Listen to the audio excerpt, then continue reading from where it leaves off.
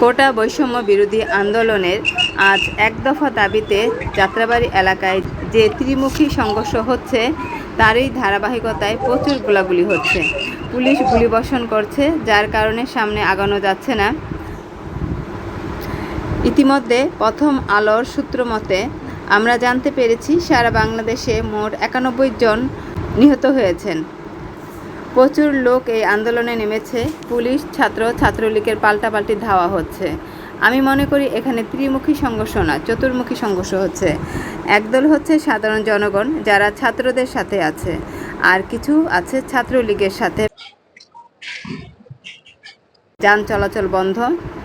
আজ হাইকোর্টে ছাত্রদের উপর গুলিবর্ষণ নিষেধাজ্ঞার জন্য যে শুনানি হয়েছে তাতে মহামান্য হাইকোর্ট যে নির্দেশনা দিয়েছেন তাতে বলা হয়েছে সিআরপিসি বা পিআরবি অনুসরণ করে পুলিশ তার আত্মরক্ষার জন্য গুলিবর্ষণ করতে পারবে।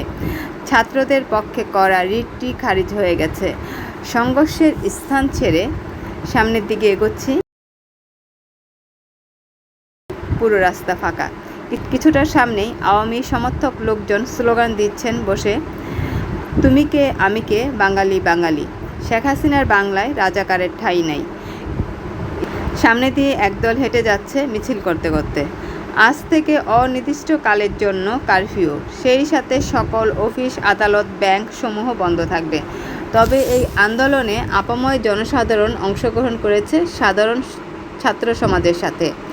আগামীকাল বৈষম্য বিরোধী ছাত্র সমাজ লং মার্চের ঘোষণা দিয়েছে। এই ছিল আমার আজকের প্রতিবেদন। দেখা হবে আমি, তুমি ও আমরা চ্যানেলে পরবর্তী কোনো ভিডিওতে।